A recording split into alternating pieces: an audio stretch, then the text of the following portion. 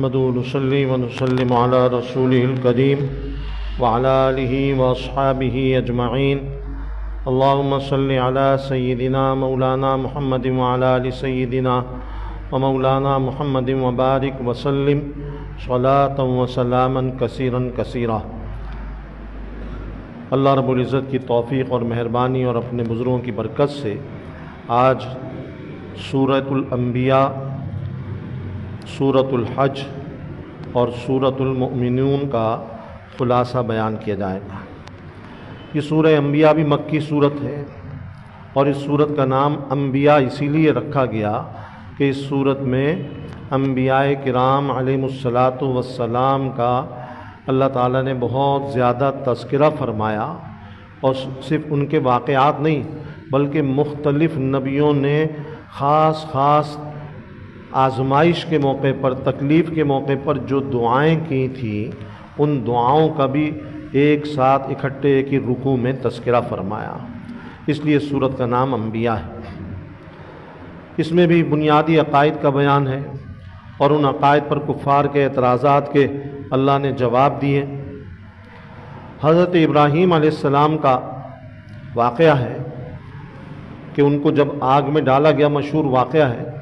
پورا واقعہ تو میں نہیں سناؤں گا، اس میں سے جو خاص باتیں ہیں وہ عرض کر دیتا ہوں کہ حضرت ابراہیم علیہ السلام کو جس آگ میں ڈالا گیا اس آگ کو 1 مہینے تک بھڑکایا گیا اور اس کے شعلے اتنے بلند اور اونچے تھے کہ اس کے اوپر سے کوئی پرندہ بھی نہیں گزر سکتا تھا. اگر کوئی پرندہ گزرتا تو جل جاتا، اور آگ کے قریب بہت دور تک نہیں جا سکتے تھے. اب یہ پریشانی ہوئی کہ ابراہیم علیہ السلام کو کس طرح آگ میں ڈالے، کون جائے، جو ڈالنے کے لیے جائے گا وہ بھی جل جائے گا. تو شیطان یہاں پر بھی آیا، جیسا کہ میں پہلے عرض کر چکا ہوں درس میں. کسی شکل میں آیا اور ان کو طریقہ بتایا اور ترکیب بتائی کہ جو منجنیق جنگوں کے اندر استعمال ہوتی تھی کہ اس میں پتھر رکھ کر دشمنوں کے گھروں پر، قلعوں پر اور دشمنوں کی فوج کے اوپر پھینکے جاتے تھے. اس زمانے کی یہی ٹینک تھا اور یہی توپ تھی. تو ان کو بتایا کہ منجنیق بناؤ اور منجنیق میں حضرت ابراہیم علیہ السلام کو ڈالو اور اس سے اٹھا کے ان کو آگ میں پھینک دو.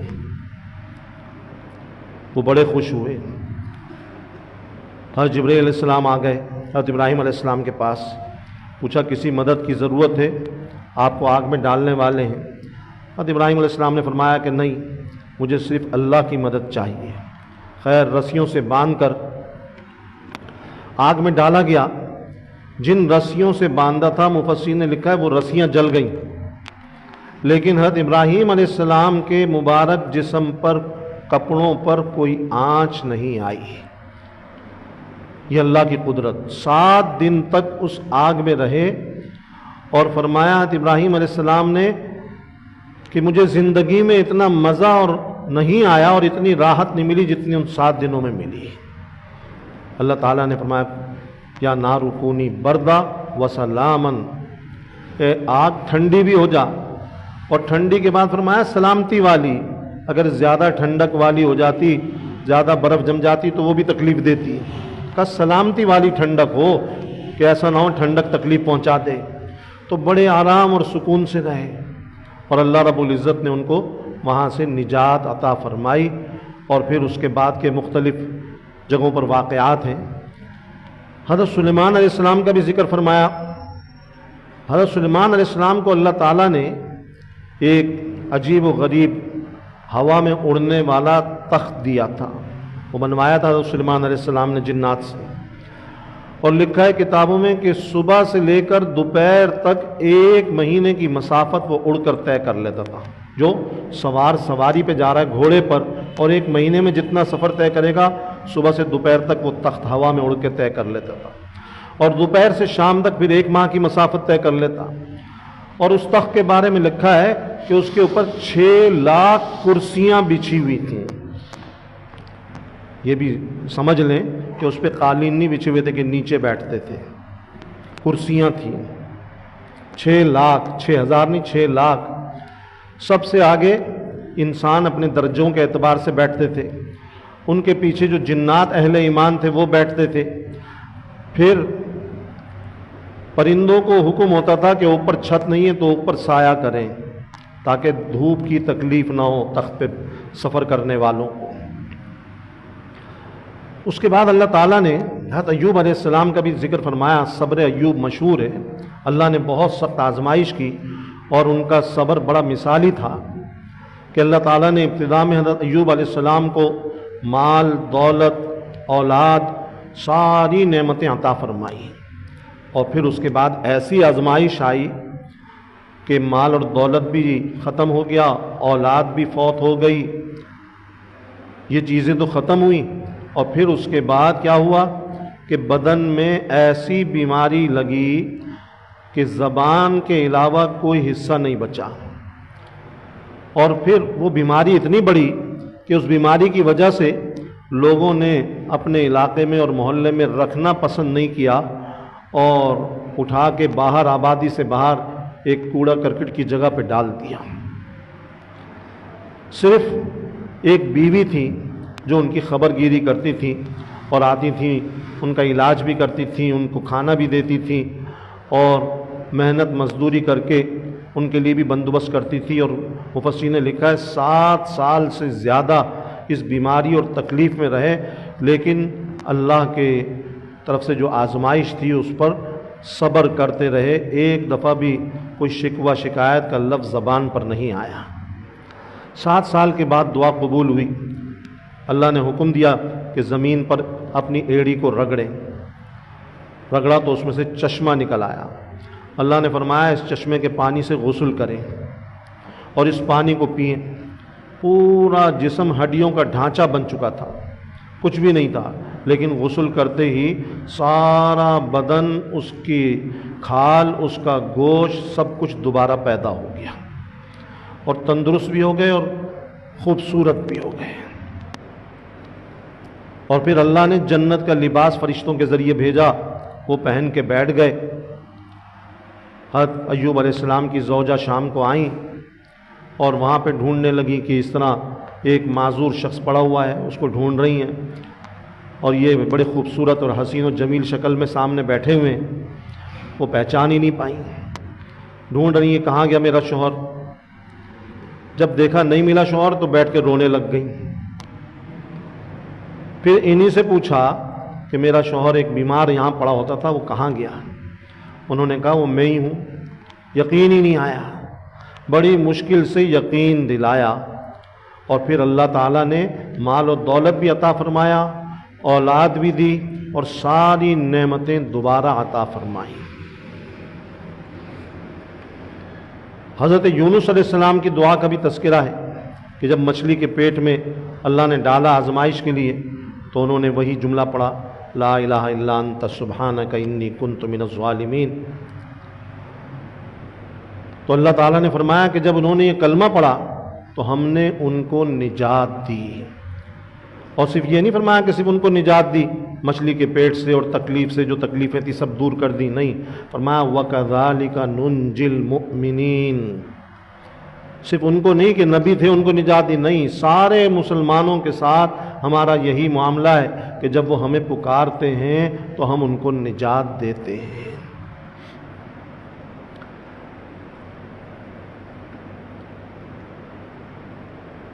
سورہ حج، اس کا کچھ حصہ مکی ہے اور کچھ حصہ مدنی ہے، اور اس صورت میں حج کا تذکرہ ہے۔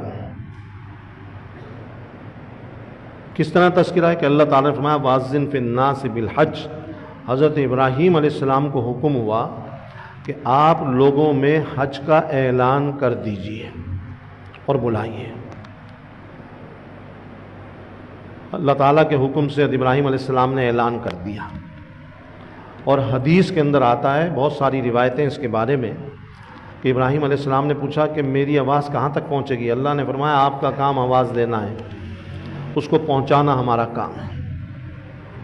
تو اللہ تعالیٰ نے صرف انسانوں تک نہیں جو موجود تھے زندہ، بلکہ جتنی روحیں تھیں جو عالم ارواح میں اور آئندہ آنے والی قیامت تک مسلمان روحیں سب کے کانوں تک وہ ابراہیم علیہ السلام کے اعلان کی آواز پہنچاتی، عالم ارواح میں بھی آواز پہنچی، اور اس آواز کے اوپر حدیث میں آتا ہے کہ روحوں نے لبیک کہا، اور جس نے جتنی مرتبہ لبیک کہا وہ اتنی مرتبہ وہاں کی حاضری دے گا۔ ایک مرتبہ لبیک کہا تو ایک مرتبہ حرمین کی حاضری ہوگی، 2 مرتبہ کہا تو 2 مرتبہ حاضری ہوگی، جتنی مرتبہ جس نے کہا اس کا فیصلہ ہو گیا۔ اس لیے اس سورت کا نام سورہ حج رکھا گیا، اور اس سورت کے اندر اللہ تعالیٰ نے مسلمان صحابہ کرام جو مکی زندگی میں تکلیفوں میں تھے، آزمائشوں میں تھے، اور ان کو یہ حکم تھا بس صبر کرو صبر کرو صبر کرو، ساری اذیتیں برداشت کرو، سب تکلیفیں برداشت کرو، تو مدنی زندگی کے ابتدا میں اس کی جو آیت نازل ہوئی اذن للذین یقاتلون بانہم ظلموا، اللہ تعالیٰ نے وہ آیت نازل فرمائی جس میں مسلمانوں کو مشرکین اور کفار سے جہاد کرنے کی اجازت دی۔ تو مدینے میں آ کر اللہ تعالیٰ نے اجازت دی کہ اب جہاد کر سکتے ہو، اور پھر جہاد ہوا، اور سب سے پہلے غزوہ بدر ہوا جو رمضان کے مہینے میں ہوا، اور جس میں اللہ رب العزت نے بڑی شاندار قسم کی مسلمانوں کو کامیابی عطا فرمائی۔ اور پھر اللہ نے ایک عجیب غریب حکمت بتائی کہ اگر جہاد کی اجازت نہ ہوتی تو کیا ہوتا؟ سارے آسمانی مذاہب ختم ہو جاتے اور ساری عبادت گاہیں ڈھا دی جاتی، کوئی اللہ کا نام لینے والا بھی نہیں ہوتا۔ تو یہ اللہ کے نام کی سربلندی کے لیے، اسلام کے تحفظ کے لیے اور اس کو بچانے کے لیے اللہ نے جہاد کی اجازت دی، یہ بتایا۔ اس کے بعد سورہ مومنون شروع ہو رہی ہے۔ اس کا نام سورہ مومنون اس لیے رکھا کہ اس کے اندر پہلی آیت ہے قد افلح المؤمنون، کہ وہ مومن کامیاب ہو گئے۔ اب کون سے مومن؟ آگے اللہ تعالیٰ نے 10 آیتوں میں کامیاب ہونے والے مسلمانوں کی صفات بیان فرمائی کہ وہ کون لوگ ہیں، کامیاب ہونے والوں کی صفات کیا ہیں۔ وہ صفات بیان کی کہ جن کے اندر یہ صفات ہوں گی وہ کامیاب ہوں گے، اس لیے اس سورت کا نام سورہ مومنون ہے۔ اور ان صفات کا کیا خلاصہ ہے؟ وہ یہ ہے کہ نماز کی پابندی، زکوٰۃ، فضول چیزوں سے بچنا، عفت اور پاک دامنی اختیار کرنا، امانت داری اور وعدے کی پاسداری کا خیال رکھنا، اور نمازوں کے آداب اور شرائط کا خیال رکھ کر خشوع خضوع والی نمازیں پڑھنا۔ ان صفات کا اللہ نے ذکر فرمایا، اور فرمایا کہ جو یہ صفات اختیار کریں گے وہ لوگ کامیاب ہوں گے۔ الحمدللہ رب العالمین والصلاة والسلام علی سید الانبیاء والمرسلین۔ ربنا اتمم لنا نورنا واغفر لنا انک علی کل شیء قدیر۔ رب اجعلنی مقیم الصلاة ومن ذریتی ربنا وتقبل دعا۔ ربنا اغفر لی ولوالدی وللمؤمنین یوم یقوم الحساب۔ اللهم انصر الاسلام والمسلمین، اللهم اعز الاسلام والمسلمین، اللهم اید الاسلام والمسلمین، اللهم انصر الاسلام والمسلمین، اللهم اخذل الكفرة والمشرکین واليہود والہنود والنصارى، اللهم شتت شملهم، اللهم فرق جمعهم، اللهم دمر دیارهم، اللهم زلزل اقدامهم، اللهم خالف بین کلمتهم، اللهم انزل بهم بأسك الذي لا ترد عن القوم المجرمین۔ یا اللہ ہم سب کے کل گناہوں کو معاف فرما، تمام خطاؤں سے درگزر فرما، ہم سب سے پوری امت سے راضی ہو جا۔ یا اللہ امت مسلمہ، یا اللہ جہاں کئی پریشان ہیں، کفار کے ظلم و ستم اور زیادتیوں کا شکار ہے، ان کی غیبی مدد فرما، غیبی حفاظت فرما۔ غزہ اور فلسطین کے مظلوم بے بس مسلمانوں کی یا اللہ غیبی مدد فرما دیجئے، اور ان کی حفاظت کا جلد غیب سے بندوبست فرما دیجئے۔ ان کی جان مال عزت و آبرو، ان کے بچے، ان کے بوڑھے، ان کی عورتیں، ان کی مساجد اور ان کے گھروں اور ساری چیزوں کی حفاظت غیب سے فرما لیجیے۔ میرے پیارے اللہ جتنے زخمی ہیں بیمار ہیں ان کو اپنے فضل سے شفائے کاملہ عاجلہ نصیب فرما اور ان کے علاج کا بھی جلد غیب سے بندوبست فرما۔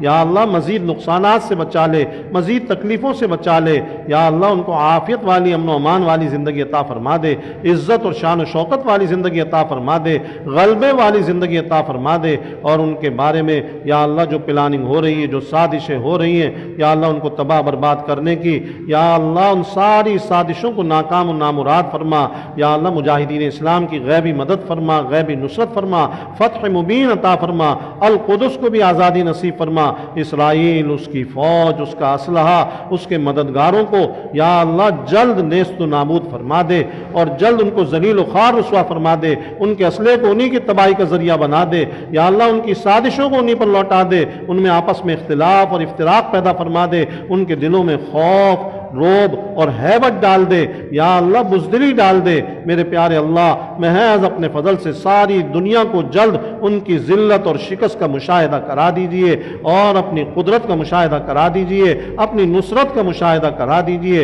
امت میں جوڑ، وحدت، یکجہتی پیدا فرما دے۔ یا اللہ ایک دوسرے کی ہمدردی کے جذبات پیدا فرما، اخوت کے جذبات پیدا فرما، ایثار کے جذبات پیدا فرما اور ایک دوسرے کے کام آنے کے، مدد کرنے کے جذبات پیدا فرما۔ یا اللہ ہر قسم کے منکرات و خواہشات اور بے حیائی سے ہماری اور سارے مسلمانوں کی حفاظت فرما، غفلتوں سے حفاظت فرما، بے حسی سے، بے ضمیری سے حفاظت فرما۔ یا اللہ ہم سب کو ایک اور نیک بنا دے، اپنا بنا لے اور اس ماہ مبارک کی کامل مغفرت نصیب فرما، بے روزگاروں کو حلال روزگار عطا فرما، سب کو رزق حلال وافر مقدار میں عطا فرما۔ یا اللہ مخلوق کی محتاجی سے بچا لے، تنگیوں سے، پریشانیوں سے، مصیبتوں سے بچا لے۔ یا اللہ مقروضوں کو قرضوں سے جلد خلاصی عطا فرما دے۔ میرے پیارے اللہ سب کی جائز مرادوں اور حاجات کو پورا فرما دے۔ وصلی اللہ تعالی علی خیر خلقی محمد وعلی آلہ واصحابہ اجمعین، آمین برحمتک یا اللہ۔